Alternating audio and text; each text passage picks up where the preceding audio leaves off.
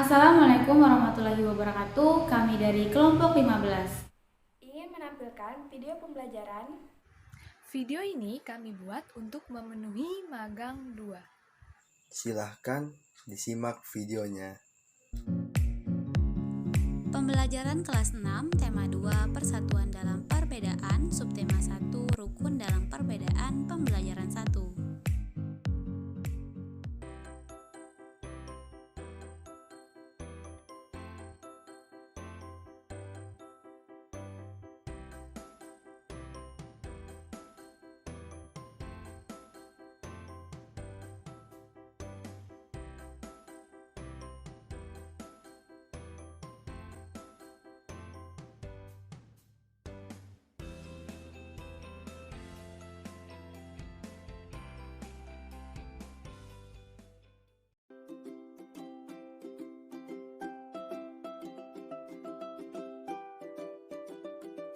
Adapun kompetensi dasar 3.4 memahami makna proklamasi kemerdekaan, upaya mempertahankan kemerdekaan dan upaya mengembangkan kehidupan kebangsaan yang sejahtera. 4.4 menyajikan laporan tentang makna proklamasi kemerdekaan, upaya mempertahankan kemerdekaan dan upaya mengembangkan kehidupan kebangsaan yang sejahtera. Adapun indikator 3.4.1, siswa mampu menguraikan makna proklamasi kemerdekaan. 4.4.1, siswa mampu melaporkan makna proklamasi kemerdekaan dalam kehidupan sehari-hari. Tujuan pembelajaran 1. Setelah membaca teks, siswa mampu menyebutkan makna proklamasi kemerdekaan dengan benar. Kedua, setelah berdiskusi, siswa mampu melaporkan dan mempresentasikan makna proklamasi kemerdekaan dalam kehidupan sehari-hari dengan tepat. Berdasarkan hasil wawancara Bapak Junaidi selaku guru kelas 6, pertama, metode pembelajaran yang Bapak Junaidi gunakan untuk pembelajaran tematik selama daring menggunakan metode diskusi dan penugasan, sedangkan luring menggunakan metode ceramah dan penugasan. Kedua, sedangkan media pembelajaran yang Bapak Junaidi gunakan dalam proses pembelajaran adalah menggunakan media pembelajaran seperti Zoom Meeting dan Google Meet, sedangkan pemberian tugasnya itu melalui Google Form dan WhatsApp Group. Ketiga, untuk medianya sendiri, menurut Bapak Junaidi selama proses pembelajaran daring kurang efektif karena anak lebih senang offline, karena kalau Zoom Meeting ada saja alasan siswa, misalnya boros kuota, tidak punya handphonenya dibawa orang tua, dan banyak lagi alasan lainnya. Tetapi ada saja orang tua yang memang dengan sengaja memberikan fasilitas handphone kepada anaknya. 4.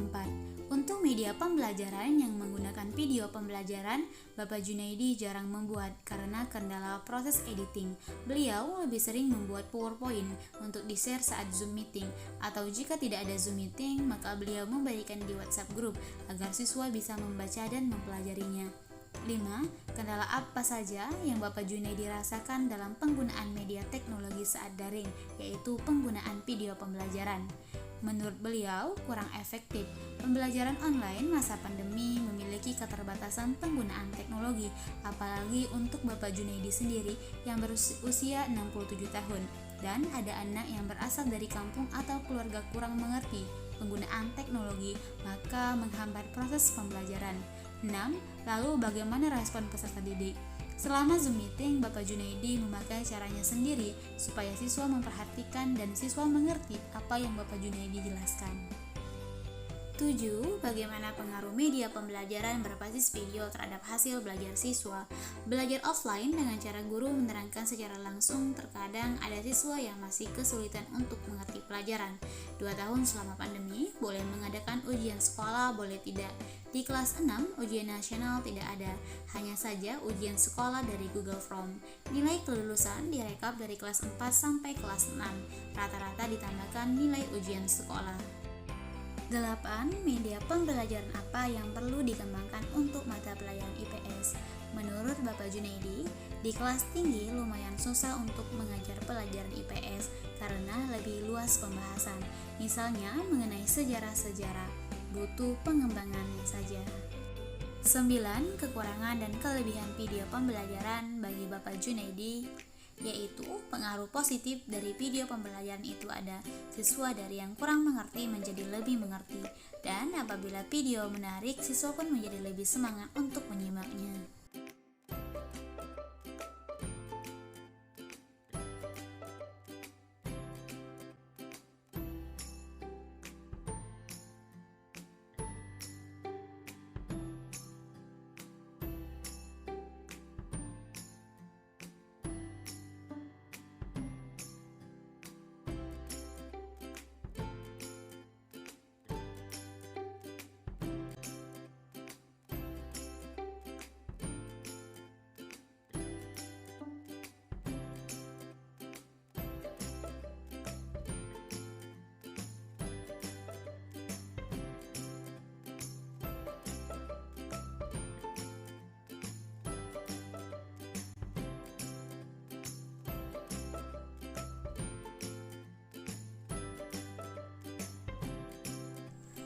Persepsi yang guru lakukan saat hendak melaksanakan pembelajaran daring yang dilakukan di SD Negeri Sawangan 1. 1. Guru melakukan kegiatan refleksi yang mampu memberikan suasana belajar menjadi menyenangkan. Materi yang diajarkan berkaitan dengan kehidupan sehari-hari, baik saat di rumah, di lingkungan sekolah, dan masyarakat. Dengan mengkaitkan pembelajaran dalam kehidupan sehari-hari, diharapkan siswa mampu memahami dalam kehidupannya. 2. Guru mengulas kembali materi sebelumnya yang telah dibahas dan dikaitkan dengan materi baru yang akan dibahas. Pengajaran yang dilakukan oleh guru tidak hanya tatap muka melalui daring saja, tetapi diimbangi dengan media pembelajaran seperti video pembelajaran. 3. Di akhir pembelajaran, guru memberikan tugas berupa pertanyaan untuk siswa dengan materi yang telah dibahas dan diajarkan. Anak-anak, apakah kalian tahu kapan Indonesia merdeka? Ya, benar. Indonesia merdeka pada tanggal 17 Agustus tahun 1945. Seperti yang kita ketahui bahwa setiap tanggal 17 Agustus kita selalu melaksanakan upacara bendera untuk memperingati perjuangan para pahlawan yang rela berkorban demi kemerdekaan Indonesia. Proklamasi kemerdekaan menjadi tonggak sejarah bagi pejuang bangsa Indonesia. Sebagaimana yang kita ketahui bahwa bangsa Indonesia terdiri atas suku, agama, bahasa, dan budaya yang berbeda-beda. Tetapi rakyat Indonesia bersatu dalam memproklamasikan kemerdekaan negara Indonesia. Sekarang kita belajar tentang sejarah teks proklamasi kemerdekaan Indonesia. Proklamasi kemerdekaan yang dilakukan tanggal 17 Agustus tahun 1945 menjadi peristiwa penting bagi bangsa Indonesia. Peristiwa tersebut menjadi tonggak sejarah di mana bangsa Indonesia berhak atas kemerdekaan dan wajib mempertahankannya. Diawali dengan dijatuhkannya bom atom oleh tentara Amerika Serikat pada tanggal 6 Agustus 1945 di kota Hiroshima, dan pada tanggal 9 Agustus 1945 di kota Nagasaki. Jepang akhirnya menyerah kepada tentara sekutu. Peristiwa ini dijadikan kesempatan oleh bangsa Indonesia untuk segera membebaskan diri dari penjajahan bangsa Jepang. Teks proklamasi ditulis di rumah Laksamana Tadashi Maeda, Jalan Imam Bonjol nomor 1. Para penyusun teks proklamasi adalah Insinyur Soekarno, Dr. Andes Muhammad Hatta, dan Ahmad Soebarjo. Konsep teks proklamasi ditulis oleh Insinyur Soekarno. Saat itu hadir pula Burhanuddin Muhammadiyah, Sayuti Melik, Soekarni, dan Swediero. Soekarni mengusulkan agar yang menandatangani teks proklamasi itu adalah Insinyur Soekarno dan Dr. Andes Muhammad Hatta atas nama bangsa Indonesia. Teks proklamasi diketik oleh Sayuti Melik. Pagi harinya, tanggal 17 Agustus tahun 1945, di kediaman Soekarno, Jalan Pegangsaan Timur nomor 56 telah hadir antara lain Soewirjo, Wilopo, Gafar Pringgodigo, Tabrani, dan Trimurti. Acara dimulai pada pukul 10 dengan pembacaan proklamasi oleh Soekarno dan disambung pidato singkat tanpa teks. Kemudian bendera merah putih yang telah dijahit oleh Ibu Fatmawati dikibarkan. Anak-anak, kalian harus tahu bahwa proklamasi kemerdekaan memiliki makna yang sangat penting bagi bangsa Indonesia. 1. Sebagai puncak perjuangan Indonesia. Bangsa Indonesia telah dijajah selama bertahun-tahun oleh negara Eropa sampai Jepang. Penduduk dengan latar belakang yang berbeda bersatu untuk melawan penjajah. Proklamasi kemerdekaan merupakan hasil dari perjuangan para pahlawan. 2. Pengakuan kepada dunia luar. Dengan membacakan teks proklamasi, Indonesia mengumumkan kepada dunia luar bahwa Indonesia adalah negara yang merdeka. Pengakuan ini de facto diikuti oleh pengakuan dari negara lain de jure. 3. Menaikkan martabat bangsa.